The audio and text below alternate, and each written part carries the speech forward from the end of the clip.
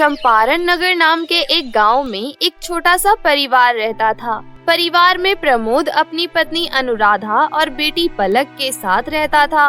परिवार को चलाने के लिए पहले तो प्रमोद मजदूरी का काम करता था, लेकिन मजदूरी की दिहाड़ी से पूरे घर को चला पाना बहुत मुश्किल हो रहा था। इसलिए प्रमोद ने फैसला किया कि अब वो कोई स्थिर काम करेगा। अनुराधा, मजदूरी की दिहाड़ी से घर का खर्चा पूरा नहीं हो पा रहा है। पलक बिटिया की स्कूल की फीस भी मैंने 2 महीने से नहीं दी है। मैं सोच रहा हूँ कि मजदूरी का काम छोड़कर मैं कहीं स्थिर जगह काम पकड़ लेता हूँ। लेकिन इस समय आपको कहाँ काम मिलेगा? मेरा दोस्त एक बेकरी में काम बता रहा था और केक बनाना तो मुझे बहुत अच्छे से आता है, इसलिए मैं कल से वही काम पर जाऊँगा। अगले दिन से प्रमोद केक की बेकरी पर काम करने लगता है। इसी तरह काफी समय बीत जाता है। एक दिन प्रमोद बेकरी के मालिक से कहता है, मालिक, आपके बताए हुए मैंने सारे केक तैयार कर दिए हैं। अगर आप कहें तो मैं चॉकलेट केक बनाने की तैयारी करूं? नहीं प्रमोद, इतना ही केक काफी है। वैसे भी चॉकलेट केक की बिक्री अब कम हो गई है। अब से हम चॉकलेट केक कम बनाया करेंगे। धीरे धीरे बेकरी के मालिक का काम कम होने लगा था, जिस वजह से प्रमोद भी कम केक बनाया करता था। धीरे धीरे बेकरी का मुनाफा भी घटता जा रहा था। एक दिन प्रमोद का मालिक बेकरी बंद करने का फैसला कर लेता है और प्रमोद से कहता है, प्रमोद, तुम्हें तो अच्छे से पता है कि अब इस बेकरी से मुझे बिल्कुल भी मुनाफा नहीं हो रहा है, इसलिए अब मैं ये बेकरी बंद कर रहा हूँ। 2-3 दिन के अंदर तुम कोई और काम ढूंढ लेना।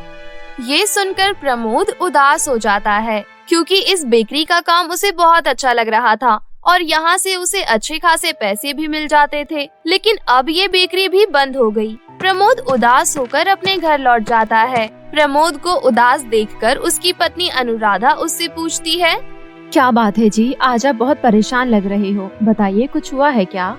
क्या बताऊं अनुराधा, बेकरी का काम कितना अच्छा था, अब मालिक बेकरी भी बंद कर रहे हैं। लेकिन क्यों जी? क्योंकि मालिक को बेकरी से बिल्कुल मुनाफा नहीं हो रहा था, इसलिए उन्होंने बेकरी बंद करने का फैसला ले लिया। हे भगवान, अब क्या होगा जी? तुम टेंशन मत लो अनुराधा, मैं कोई दूसरा काम ढूंढ लूंगा। आपको जल्दी कोई काम ढूंढना होगा जी, क्योंकि हमें पलक की स्कूल की फीस भी जमा करवानी है। उसकी टीचर का 2 बार फोन आ चुका है। प्रमोद की नौकरी छूट जाने से अनुराधा भी बहुत परेशान थी। अगले दिन की सुबह होते ही प्रमोद दूसरी बेकरी में काम के लिए चला जाता है। मैडम जी, आपकी बेकरी में केक बनाने वाले की जरूरत है क्या? मैं बहुत स्वादिष्ट केक बनाता हूँ। नहीं, माफ कीजिएगा, हमारे बेकरी पर आपके लिए कोई काम नहीं है। ठीक है मैडम जी। प्रमोद पूरे दिन काम के लिए इधर उधर भटकता रहता है, लेकिन उसे कहीं कोई काम नहीं मिलता। फिर शाम को प्रमोद अपनी पुरानी वाली बेकरी पर जाता है, जहाँ पर उसका मालिक दुकान खाली करवा रहा था। अच्छा हुआ प्रमोद, तू आ गया। मैं तेरा हिसाब कर देता हूँ। पिछले महीने की तेरी सैलरी रह गई थी ना, ये ले। तुझे कहीं और नौकरी मिली कि नहीं? नहीं मालिक, आज पूरे दिन काम की तलाश में ही भटक रहा था, पर कहीं काम मिला ही नहीं। देखो प्रमोद, ये सब मुझे भी बिल्कुल अच्छा नहीं लग रहा है, लेकिन तू ही बता मैं क्या करता, दुकान चल ही नहीं रही थी। प्रमोद अपनी सैलरी लेकर घर आ जाता है और अनुराधा को आवाज लगाता है, अनुराधा, ओ अनुराधा, ये लो पैसे। इन पैसों से तुम घर के लिए राशन ले आना और पलक के स्कूल की फीस भर देना। और हाँ, इस बार पैसे थोड़े सोच समझ कर खर्च करने पड़ेंगे। क्यों जी, कहीं नौकरी नहीं मिली क्या? नहीं अनुराधा, मैंने हर जगह पता किया, लेकिन मुझे कहीं कोई नौकरी नहीं मिली। ऐसा बोलकर प्रमोद वहीं चारपाई पर लेट जाता है। अनुराधा घर के हालात को समझते हुए उन पैसों से थोड़ा सा राशन ले आती है। इसी तरह कई दिनों तक प्रमोद बहुत काम ढूंढता है, लेकिन उसे कहीं कोई काम नहीं मिलता। फिर कुछ ही दिनों बाद पलक का जन्मदिन आने वाला था। वो आस लगाकर बैठी थी कि इस बार वो अपने जन्मदिन को बहुत अच्छे से मनाएगी और बहुत सुंदर केक काटेगी। जब उसका पिता घर आता है तो वो अपने पिता से कहती है, पापा, मेरा बर्थडे आने वाला है और इस बार मैं अपना बर्थडे बहुत अच्छे से सेलिब्रेट करना चाहती हूँ। मेरे सारे फ्रेंड्स मुझे अपने बर्थडे पर बुलाती है, इसलिए मुझे अपने बर्थडे पर भी सबको बुलाना है। इसलिए आप मेरे बर्थडे पर एक बहुत सुंदर केक लेकर आना। ठीक है बेटी, अगर तुम्हारा बर्थडे आने तक मुझे नौकरी मिल जाएगी तो मैं तुम्हारा जन्मदिन जरूर मनाऊंगा। बहुत कोशिशों के बाद भी प्रमोद को कोई काम नहीं मिलता। जन्मदिन वाले दिन प्रमोद खुद से ही कहता है, हे भगवान, आज तो मेरी बेटी का जन्मदिन है। मैं उसके अरमानों पर पानी नहीं फेरना चाहता। उसका कितना मन है कि इस बार वो अपना बर्थडे बहुत अच्छे से सेलिब्रेट करे, लेकिन उसका बर्थडे सेलिब्रेट करने के लिए मेरे पास ना ही पैसे हैं और ना ही कोई सामान। आखिर मैं करूँ तो क्या करूँ? यही सब सोच सोच कर प्रमोद बहुत दुखी हो रहा था। चलते चलते वो एक नदी किनारे चला जाता है। तभी उसको अपने सामने एक घायल मछली नजर आती है। अरे, ये मछली तो घायल नजर आ रही है, मुझे इसकी मदद करनी होगी। प्रमोद उस मछली को उठाता है और नदी के पानी से उसके जख्मों को साफ कर देता है और उसे पानी में फेंक देता है। मछली पानी में जाते ही एक सुंदर जल परी का रूप ले लेती है, जिसे देखकर प्रमोद हैरान हो जाता है। तुम्हारा बहुत बहुत शुक्रिया, तुमने मेरी जान बचा ली, वरना आज तो मैं मर ही जाती। और वैसे तुम्हें घबराने की कोई जरूरत नहीं है, मैं एक जल परी हूँ, मेरे अंदर बहुत सारी शक्तियाँ हैं। नहीं नहीं जल परी, इसमें शुक्रिया की कोई बात नहीं है। मुझे आप घायल दिखी तो मैंने आपकी मदद कर दी। अच्छा ठीक है, अब मैं चलता हूँ। पहले एक बात बताओ, तुम इतने उदास क्यों लग रहे हो? कोई परेशानी है क्या? अगर तुम चाहो तो मुझे अपनी परेशानी बता सकते हो, मैं तुम्हारी मदद जरूर करूँगी। क्या सच में आप मेरी मदद करेंगी? मैं बहुत परेशान हूँ जल परी जी। मेरा एक छोटा सा परिवार है और हमारे हालात बिल्कुल अच्छे नहीं हैं। इस तरह प्रमोद अपनी सारी आत्मकथा जल परी को सुनाता है। बस इतनी सी बात के लिए तुम इतना ज्यादा परेशान हो रहे हो? मैं तुम्हारी समस्या का अभी निवारण कर देती हूँ। ऐसा कहकर जल परी अपनी जादुई शक्तियों से वहाँ पर एक बहुत ही सुंदर हीरे का केक प्रकट करती है और ये केक प्रमोद को देते हुए कहती है, ये एक जादुई हीरे का केक है, तुम इसको बहुत संभाल कर रखना, ये तुम्हारी सारी इच्छा पूरी करेगा। अब जाओ और अपनी बेटी का जन्मदिन बहुत ही धूमधाम से मनाओ। आपका बहुत बहुत शुक्रिया जल परी जी। मैं आपको बता भी नहीं सकता कि आपने मेरी कितनी बड़ी मदद की है। प्रमोद उस केक को लेकर खुशी खुशी घर आ जाता है। अपने पिता के हाथों में इतना सुंदर केक देखकर पलक बहुत ही खुश होती है। अरे वाह पापा, आ गए, वो भी केक लेकर। अब तो मैं अपना जन्मदिन बहुत धूमधाम से मनाऊंगी। पलक बहुत खुश थी क्योंकि वो काफी देर से अपने पिता के लौटने का इंतजार कर रही थी। पलक सुबह से आपका इंतजार कर रही थी। आप इतना सुंदर केक कहाँ से लेकर आए हैं? क्या आपको नौकरी मिल गई? प्रमोद अनुराधा और अपनी बेटी को सारी बात बताता है। सारी बात जानकर अनुराधा कहती है, अरे वाह जी, ये तो बहुत अच्छी बात है। अब हम इस जादुई हीरे के केक से बहुत सारी चीजें मांग सकते हैं। अनुराधा पलक के बर्थडे के लिए बहुत सारी चीजें जादुई केक से मांगती है, जैसे कि सुंदर ड्रेस, चॉकलेट वाला केक और बहुत सारे बलून्स। मम्मी, आप पूरे घर को डेकोरेट कर दो, मैं अपनी सारी सहेलियों को बुला कर लाती हूँ। ऐसा कहकर पलक अपनी सारी सहेलियों को बुलाने चली जाती है। इतने में अनुराधा और प्रमोद मिलकर पूरे घर को बहुत अच्छे से डेकोरेट करते हैं। पलक जब अपनी फ्रेंडों के साथ घर पर आती है तो इतनी सुंदर सजावट देखकर बहुत खुश होती है और खुद भी सुंदर सी ड्रेस पहनकर तैयार हो जाती है। फिर उसका बर्थडे बहुत ही धूमधाम से मनाया जाता है। जब सारे गेस्ट चले जाते हैं तब पलक अपने पापा से कहती है, आपका बहुत बहुत शुक्रिया पापा, आपने मेरा बर्थडे इतने अच्छे से सेलिब्रेट किया। पापा, अब तो हमारे पास हीरे का जादुई केक है, अब तो आपको काम करने की भी कोई जरूरत नहीं पड़ेगी। अब हमें जो भी चाहिए होगा हम जादुई हीरे के केक से मांग सकते हैं। नहीं पलक बेटा, ये ठीक नहीं है। माना कि जल परी ने हमें जादुई हीरे का केक दिया है, लेकिन हम इसका गलत उपयोग नहीं करेंगे, बल्कि इससे हम अपना रोजगार खड़ा करेंगे और मेहनत करके कमाएंगे। तुम्हारे पापा बिल्कुल ठीक कह रहे हैं बेटा, हमें कभी भी किसी चीज का लालच नहीं करना चाहिए, समझी तुम? हाँ मम्मी पापा, मैं सब समझ गई। उसके बाद प्रमोद जादुई हीरे के केक को अपने कमाई का जरिया बना लेता है। वो जादुई हीरे के केक से अपनी एक बेकरी मांगता है और उसी में मेहनत करके पैसा कमाने लगता है। उसके केक खूब बिकते हैं, जिस कारण उसके घर के हालात ठीक हो जाते हैं। फिर प्रमोद खुशी खुशी अपना जीवन व्यतीत करने लगता है। बहुत समय पहले की बात है। सीतापुर नाम के गांव में पूजा नाम की एक अनाथ लड़की रहती थी। पूजा बहुत ही मेहनती और नेक दिल लड़की थी। वो अपने गांव में ही सुनीता नाम की औरत की लहंगे की दुकान पर लहंगे सिलने का काम करती थी और उसी औरत के यहाँ किराए पर रहती थी। पूजा पढ़ाई में भी बहुत अच्छी थी। वो अपने काम के साथ साथ स्कूल भी जाया करती थी। पूजा की मालकिन सुनीता की एक बेटी भी थी जिसका नाम मोहिनी था। मोहिनी बहुत ही आलसी थी। वो घर का कोई भी काम नहीं करती थी और न ही सही से पढ़ती थी।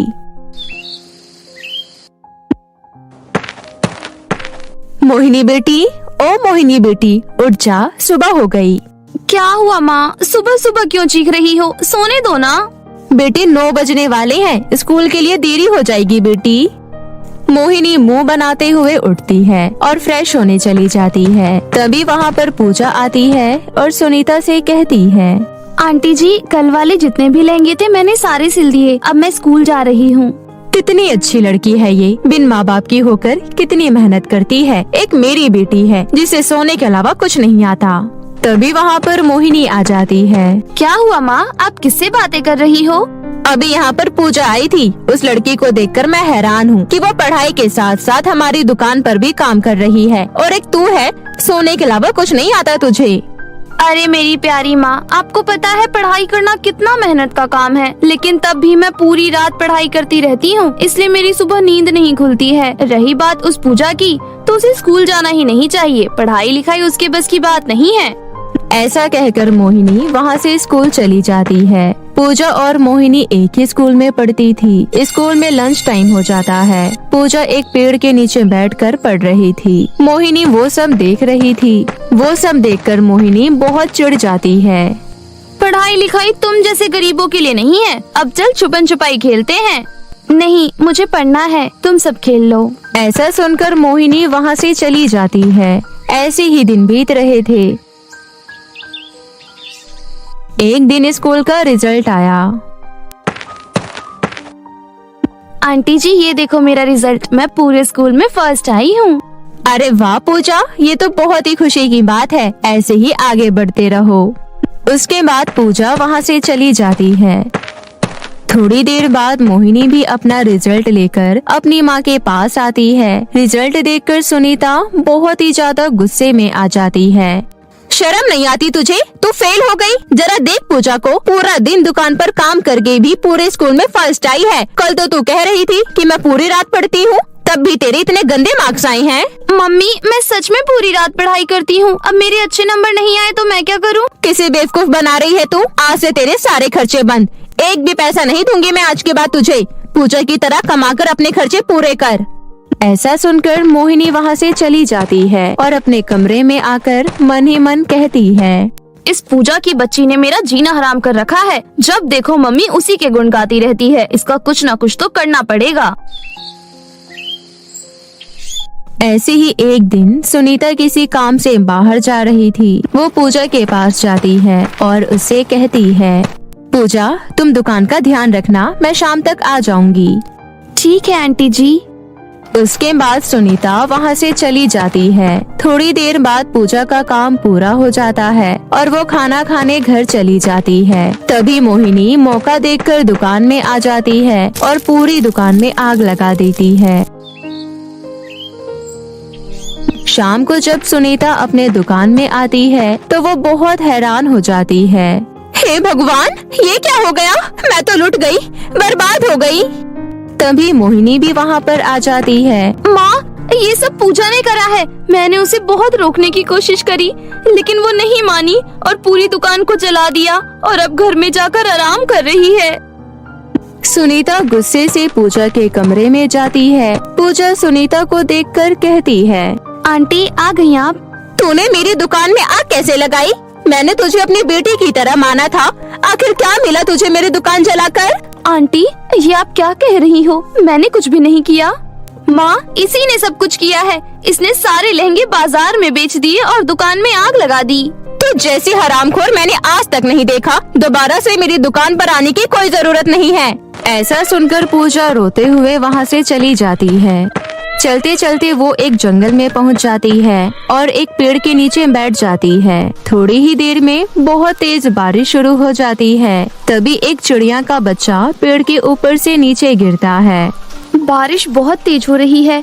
अगर मैंने इस चिड़िया के बच्चे को नहीं बचाया तो ये मर जाएगा। मुझे इसकी जान बचानी होगी। पूजा उस चिड़िया के बच्चे को उठाकर अपने पास रखती है और बारिश रुकने तक उसको अपने हाथ से ढक लेती है। बारिश रुक जाती है, लेकिन तभी वो चिड़िया का बच्चा बोलने लग जाता है।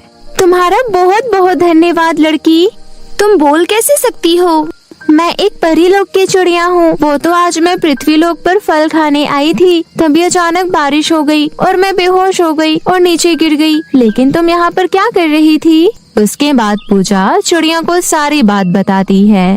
तुम फिक्र मत करो, मैं तुम्हारी मदद करूँगी, मेरे साथ आओ। ऐसा कहकर वो चिड़िया पूजा को अपने साथ आसमान में उड़ाकर ले जाती है। आसमान में बहुत ऊपर जाकर पूजा देखती है कि बादलों में एक जादुई लहंगा का घर है। पूजा, ये एक जादुई लहंगे का घर है, तुम इसमें रह लो। इसमें तुम्हें किसी चीज की कमी नहीं रहेगी और इस घर की सबसे खास बात है कि तुम इसे जहाँ चाहो वहाँ ले जा सकती हो। आज से ये घर तुम्हारा है। ठीक है चिड़िया, मैं इस घर को धरती पर ले जाती हूँ। ऐसा कहकर पूजा उस जादुई लहंगे के घर को पृथ्वी पर ले आती है और हंसी खुशी उस घर में रहने लगती है। कुछ दिन बीत जाते हैं। एक दिन सुनीता और मोहिनी दोनों पूजा के पास आती है। बेटी, हम लोग बहुत गरीब हो गए हैं। तुम्हारे जाने के बाद हमारा सब कुछ बिक गया। हमारे पास खाने तक को नहीं है। मेरी कुछ मदद कर दो। आंटी, इसमें कहने की क्या बात है, आप मेरे साथ रह लीजिए। आपने मुझे भी तो सहारा दिया था ना, आप मेरे साथ रह लीजिए। पूजा, मुझे भी माफ कर दो। तुमको माँ ने मेरी वजह से ही घर से निकाला था। अब मैं कभी भी तुम्हारे लिए बुरा नहीं सोचूंगी।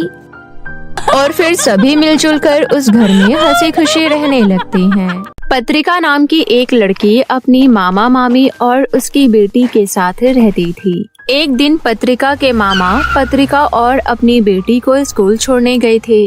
जैसे ही वो दोनों को स्कूल छोड़कर घर लौट रहे थे, तभी एक ट्रक से उनकी गाड़ी का एक्सीडेंट हो जाता है और उनकी वहीं मौत हो जाती है। मामा के जाने के बाद मामी रेखा और उसकी बेटी शिवांगी पत्रिका के साथ बुरा व्यवहार करना शुरू कर देती है।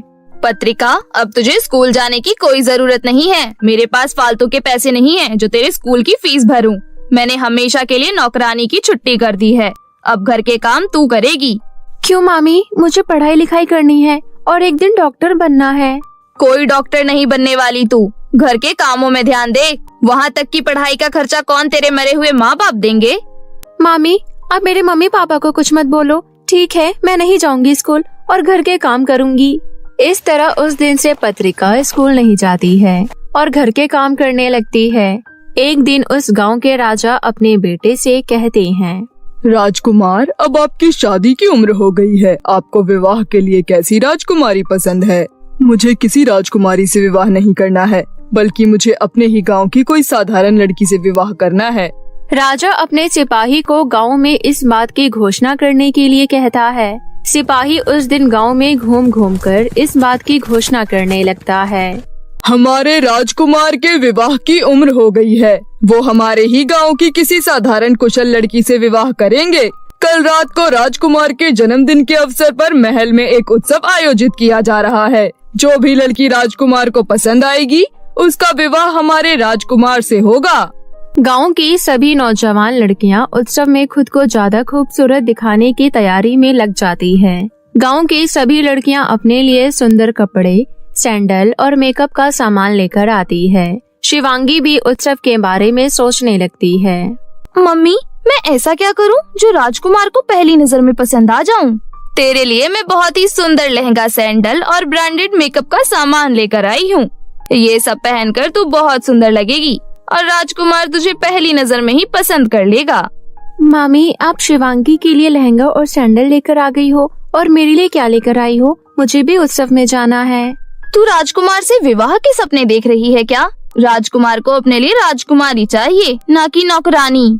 नहीं, मैं तो महल का उत्सव देखना चाहती हूँ। मुझे राजकुमार से विवाह करने में कोई दिलचस्पी नहीं है। अगर तुझे राजकुमार से विवाह करने में कोई दिलचस्पी नहीं है, तो उत्सव देखने में भी कोई दिलचस्पी मत रख। बड़ी आई उत्सव जाने वाली, तेरा वहाँ कोई काम नहीं है।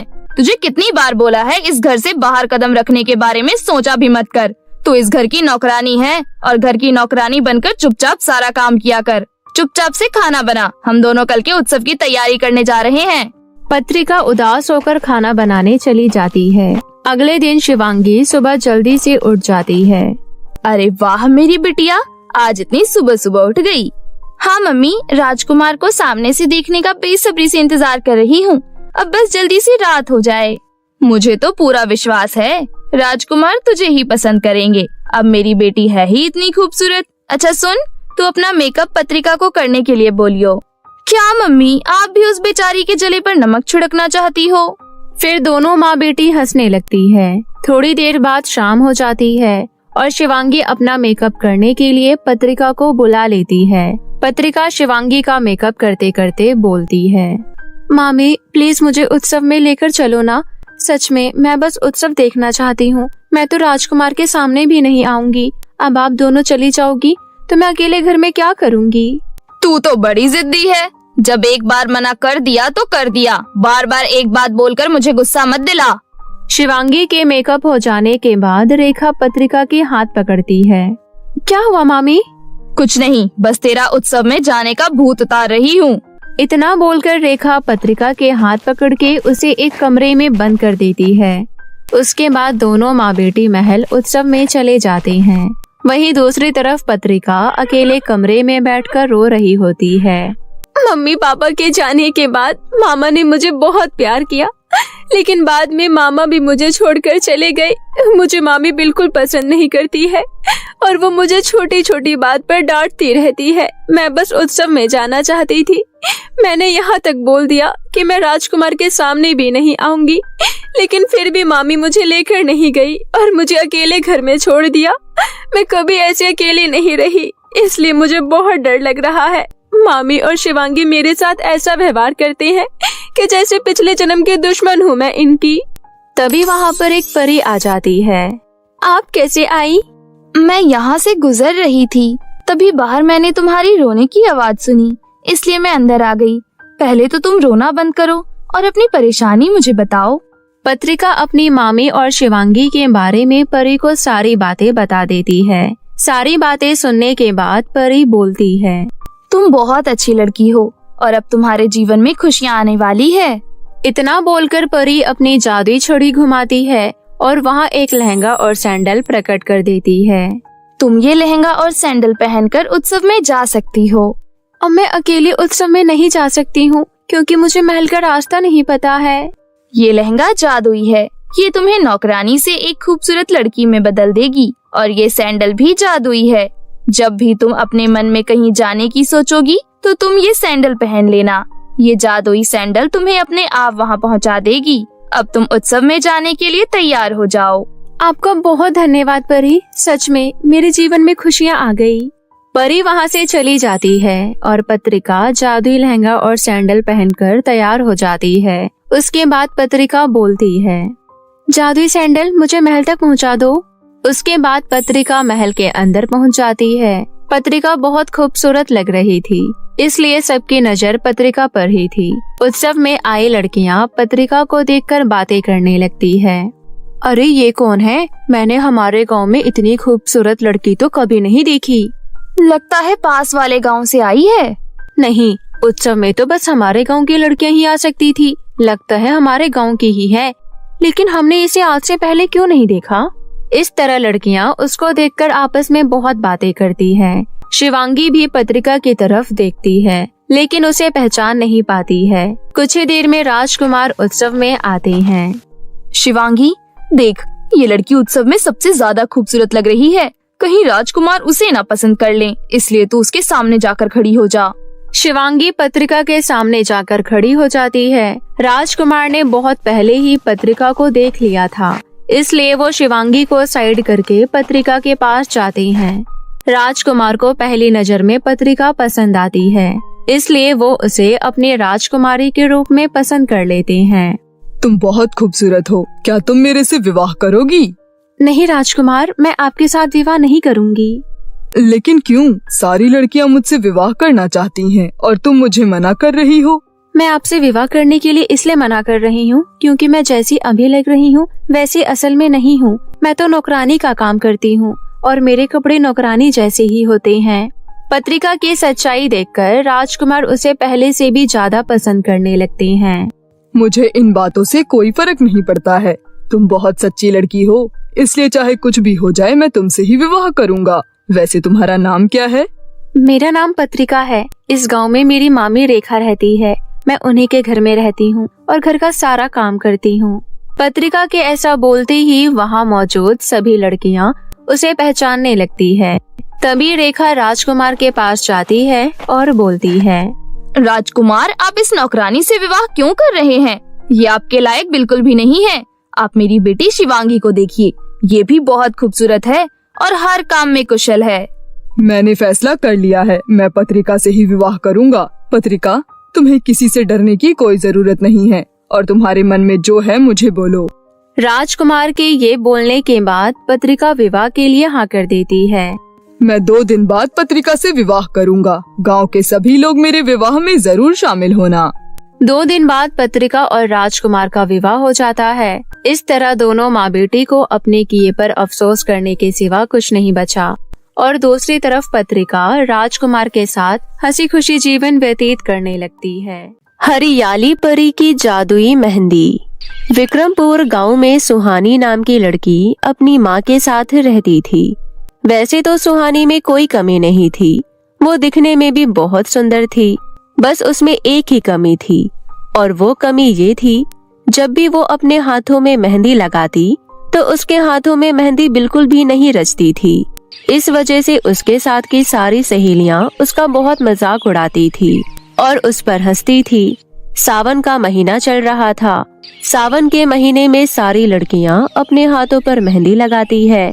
उन्हें देखकर सुहानी का भी बड़ा मन करता था अपने हाथों पर मेहंदी लगाने का, तो वो भी बाजार से मेहंदी खरीदकर अपने हाथों पर लगा लेती है।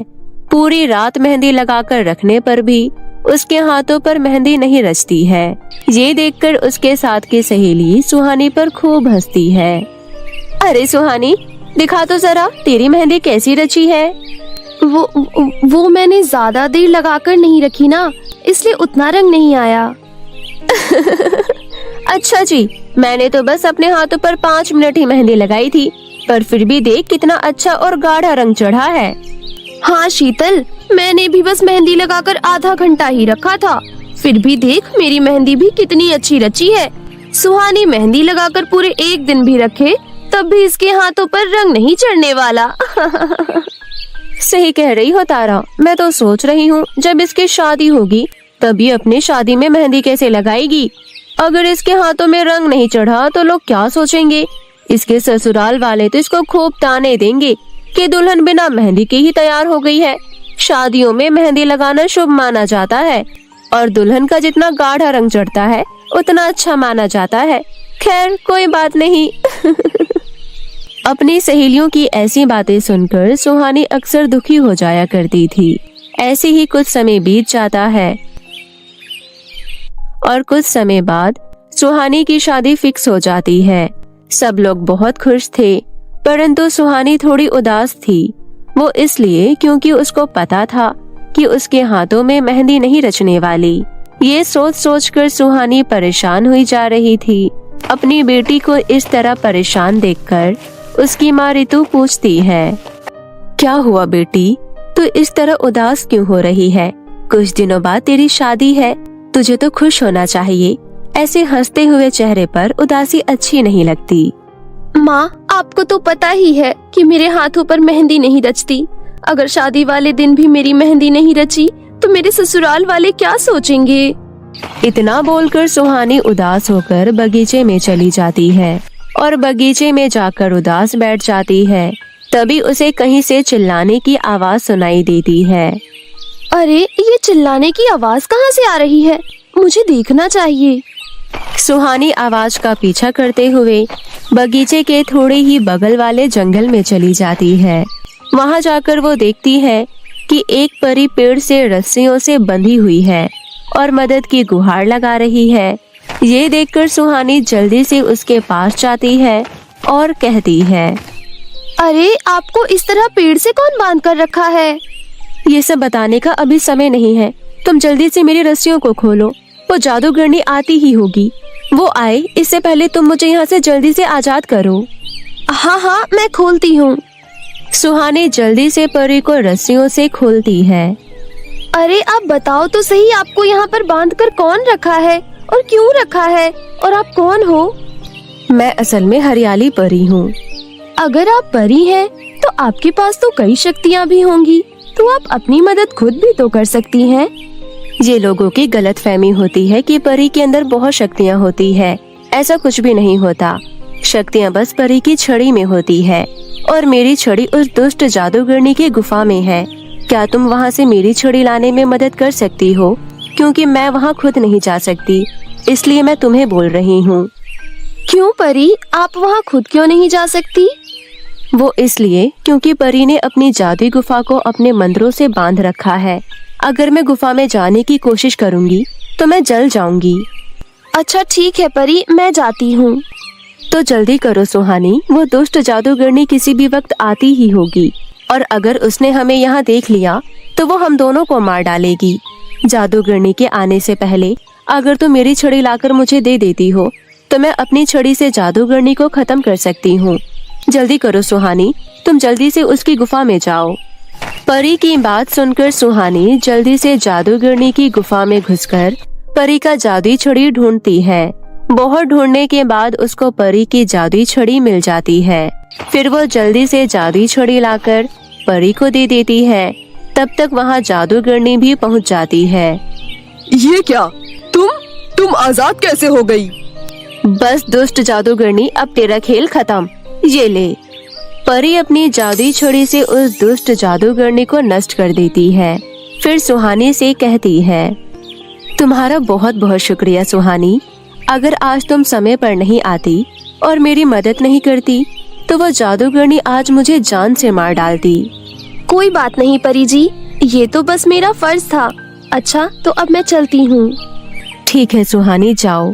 मैं तुम्हारा ये एहसान हमेशा याद रखूंगी। इतना कहकर परी उड़ जाती है। इधर सुहानी अपने मन में सोचती है, अरे परी तो चली गई, पर मैंने तो देखा है कि परी लोगों की मदद करती है, पर इन्होंने मेरी मदद नहीं की। अब मेरा कुछ नहीं हो सकता और मैं भी कितनी पागल हूँ। जरूरी थोड़ी है कि मैंने परी की मदद करी तो बदले में परी भी मेरी मदद करे। कोई बात नहीं, अब मुझे घर चलना चाहिए। इतना सोचकर सुहानी घर आ जाती है। अब बस 2 दिन ही बचे थे सुहानी की शादी में। उसके घर में जोरों शोरों से शादियों की तैयारियां चलने लगी। सुहानी अब भी उदास थी। तभी उसके दरवाजे पर खटखट हुई। मेहंदी ले लो, मेहंदी। ये सुनकर सुहानी और उसकी माँ रितु बाहर आती है। वो बूढ़ी औरत कहती है, लगता है घर में शादी है। बिटिया को मेहंदी लगाओ, बहुत सुंदर रचेगी। ले लो ना बहन जी, ज्यादा की नहीं है, बस 20 रुपए की है। माफ करना अम्मा, पर हम मेहंदी मंगा चुके हैं। अब हम इतनी सारी मेहंदी लेकर क्या करेंगे? एक की भी ले लो बहन जी, मेरी थोड़ी कमाई हो जाएगी। सुबह से मैंने कोई कमाई नहीं की। अम्मा, मेरे हाथों पर तो मेहंदी रचती ही नहीं है। कोई फायदा नहीं है मेहंदी खरीदने का। बेटी, मैं तुम्हें कोई ऐसी वैसी मेहंदी नहीं दे रही हूँ। ये मेहंदी सबसे हटकर है। मेरी बातों पर विश्वास कर देखो। मेरी मेहंदी का रंग तुम्हारे हाथों पर जरूर आएगा। ठीक है अम्मा, आप कहती हो तो दे दो। और ये लो, आप ये कुछ पैसे रख लो। जीती रहो बेटा। देखना, तुम्हारी मेहंदी इतनी अच्छी रचेगी कि सब तुम्हारे हाथ को देखते रह जाएंगे। इतना कहकर वो बूढ़ी औरत वहाँ से चली जाती है। सुहानी सिर्फ उस बूढ़ी औरत की मदद करना चाहती थी, इसलिए वो मेहंदी खरीद ली। शाम को शादी के फंक्शन शुरू हो जाते हैं। सुहानी को मेहंदी लगाई जाती है, परंतु सुहानी को पता था कि उसके हाथों पर मेहंदी नहीं रचने वाली, और आखिर में वही हुआ जिसका उसे डर था। अगले दिन सुहानी की शादी थी। सुबह जब सुहानी सोकर उठी तो देखा कि उसके हाथों पर मेहंदी नहीं रची। ये देखकर सुहानी रोने लगती है। तभी उसकी माँ वहाँ आती है और सुहानी को चुप कराती है। चुप हो जा मेरी बच्ची। माँ देखो, मेरे हाथ पर मेहंदी नहीं रची। अब पता नहीं क्या होगा। शाम को जब लोग पूछेंगे कि मैंने मेहंदी क्यों नहीं लगाई तो मैं सबको क्या जवाब दूंगी। बस मेरी बच्ची, चुप हो जा। मैं सोच रही थी कि जो मेहंदी बूढ़ी अम्मा देकर गई है, एक बार तुम वो लगा कर देखो। पता नहीं क्यों मुझे लग रहा है कि वो अम्मा खास तुम्हें मेहंदी देने ही आई थी। अरे माँ, मैंने तो बस उनसे इसलिए मेहंदी खरीद ली ताकि उनकी थोड़ी मदद हो जाए, पर आप कह रही हैं तो एक बार उनकी मेहंदी भी लगा कर देख लेती हूँ। मेरे पास और कोई रास्ता भी तो नहीं है। माँ, शाम को मेरी बारात आ जाएगी। अगर मेरी मेहंदी नहीं लगी तो मैं दुल्हन के रूप में वहाँ कैसे जाऊंगी? मेहंदी तो दुल्हन की शोभा होती है। सुहानी बूढ़ी अम्मा की दी हुई मेहंदी लगाती है। मेहंदी लगाने के थोड़ी देर बाद ही वो मेहंदी सुहानी के हाथों पर रचने लगती है, जिसे देखकर सुहानी और उसकी माँ चौंक जाती हैं। अरे माँ, देखो, इस मेहंदी का रंग मेरे हाथों पर चढ़ रहा है। हाँ बेटा, मैं भी यही देख रही हूँ। सब ऊपर वाले की कृपा है। सुहानी की खुशी का ठिकाना नहीं था। अब सुहानी बहुत खुश थी। सुहानी अपने कमरे में बैठकर अपने हाथों को निहार रही थी। तभी वहाँ हरियाली परी प्रकट होती है और कहती है, सुहानी। अरे परी जी, आप यहाँ? हाँ सुहानी, तुम्हें क्या लगा कि मैं तुम्हारी मदद नहीं करूँगी? मैं तुम्हें देखते ही तुम्हारी परेशानी समझ गई थी। मैं चाहती तो उस वक्त भी तुम्हारी मदद कर सकती थी, परंतु मैं तुम्हें थोड़ा परखना चाहती थी। तुम वाकई में बहुत ही अच्छी लड़की हो। तुमने उस बूढ़ी अम्मा से ये सोचकर मेहंदी खरीदी कि ताकि उनका खर्चा निकल जाए। मुझे बहुत अच्छा लगा। असल में वो बूढ़ी अम्मा के रूप में मैं ही थी। और ये जो मेहंदी तुम्हारे हाथों पर लगी है, ये जादुई मेहंदी है। इस मेहंदी को लगाकर तुम जो भी मांगोगी वो तुम्हें मिल जाएगा। इसे तुम मेरी तरफ से आशीर्वाद समझना, और ये मेहंदी कभी खत्म नहीं होगी। इतना कहकर परी वहाँ से चली जाती है। सुहानी अब बहुत खुश होती है। फिर वो अपनी मेहंदी से अपने लिए एक बहुत ही प्यारा सा लहंगा मांगती है और उसके सामने बहुत ही सुंदर सा लहंगा प्रकट हो जाता है।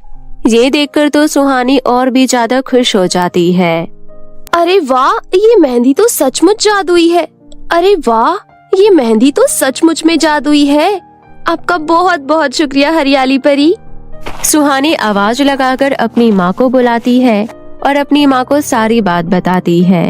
ये सुनकर उसकी माँ रितु भी बहुत खुश होती है।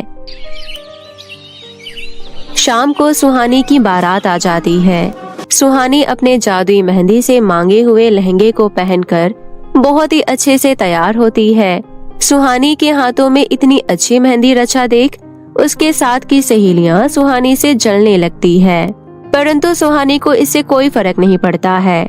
सुहानी को देखकर उसके ससुराल वाले सुहानी की बहुत तारीफ करते हैं और इस तरह सुहानी की शादी बहुत ही धूमधाम से हो जाती है। सुहानी खुशी खुशी अपनी माँ से विदा लेकर अपने ससुराल पहुँच जाती है। अपने ससुराल में सुहानी को जिस भी चीज की कमी होती थी तो वो जादुई मेहंदी से मांग लिया करती थी और सबको खुश रखती थी।